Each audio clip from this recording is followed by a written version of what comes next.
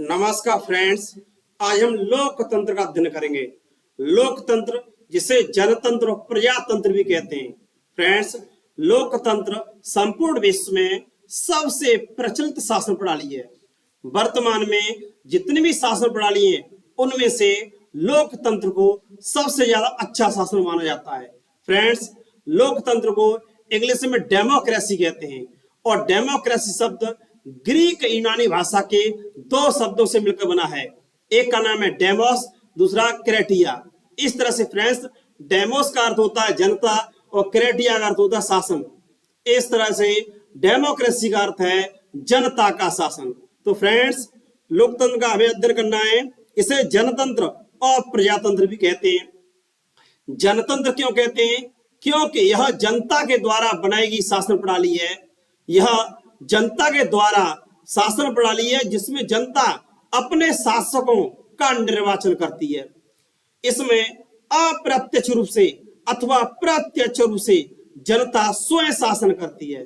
इस तरह से फ्रेंड्स, इसको जनतंत्र और प्रजातंत्र कहते हैं। फ्रेंड्स, इसमें डेमोक्रेसी शब्द यह यूनानी भाषा का शब्द है। यूरोप में यूनान एक देश है, वहां ग्रीक यूनानी भाषा बोली जाती है।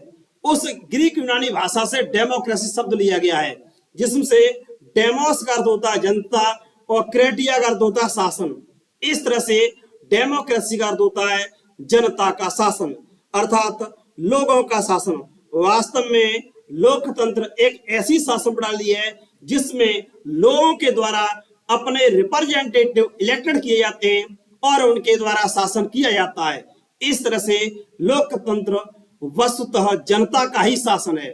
इस तरह से फ्रेंड देखा जाए, लोकतंत्र ऐसी शासन प्रणाली है जिसमें जनता के लिए जनता द्वारा जनता का शासन होता है।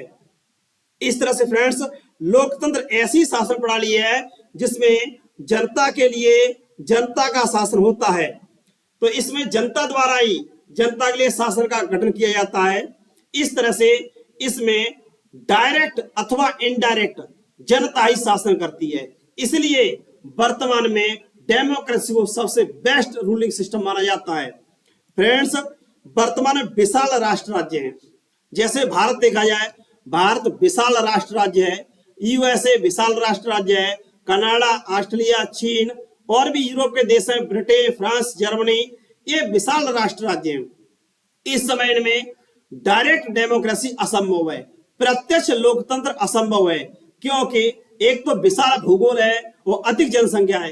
इस तरह से फ्रेंड्स, वर्तमान में प्रतिनिधि लोकतंत्र या अप्रत्यक्ष लोकतंत्र प्रचलित है। हालांकि स्विट्जरलैंड के कुछ कैंटन में डायरेक्ट डेमोक्रेसी भी है।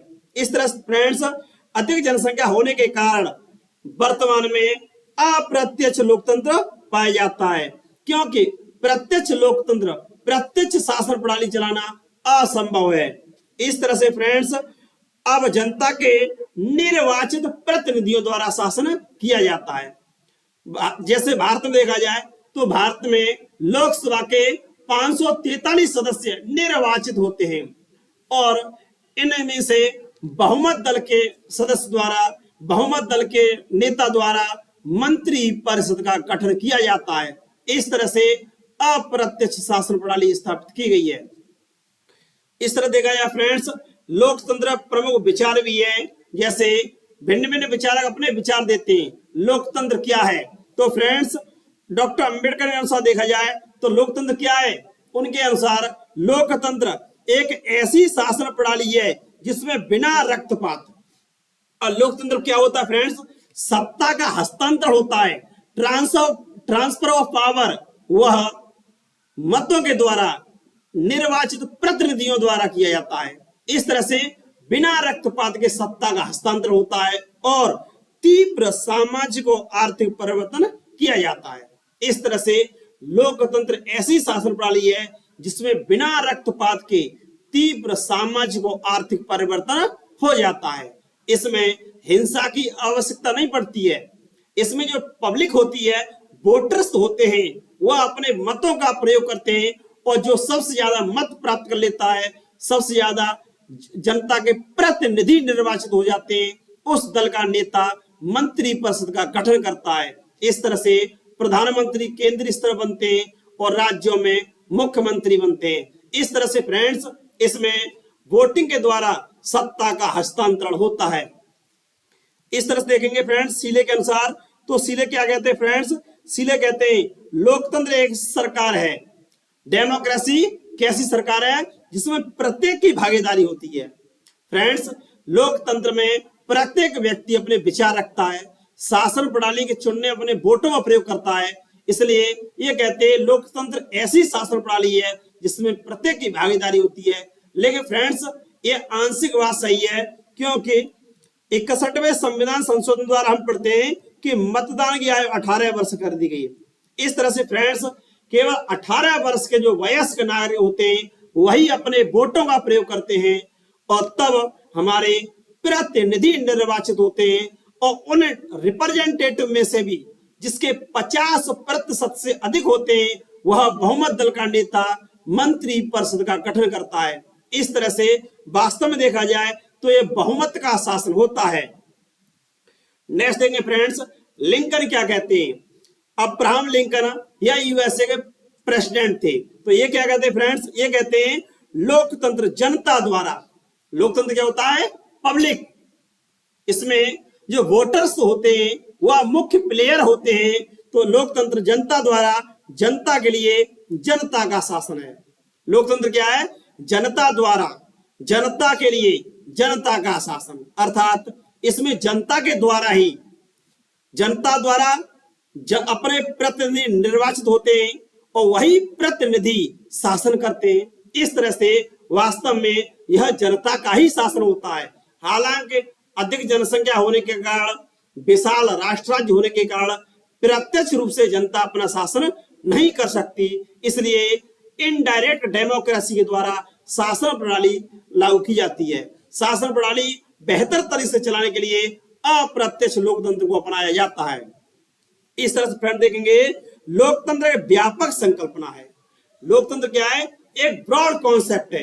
क्यों, क्योंकि यहाँ एक वोटर्स होता है, उसको समता के आधार पर एक मत देने का अधिकार होता है, उसको अपने प्रतिनिधि जो रिप्रेजेंटेटिव होते हैं उनको इलेक्टेड करने का अधिकार होता है। इस तरह से प्रत्येक मतदाता होता है वह स्वतंत्र होता है, उसे विचार अभिव्यक्ति की आजादी होती है, सरकार के चयन की स्वतंत्रता होती है और उसे समानता के आधार पर एक वोट डालने का अधिकार दिया जाता है।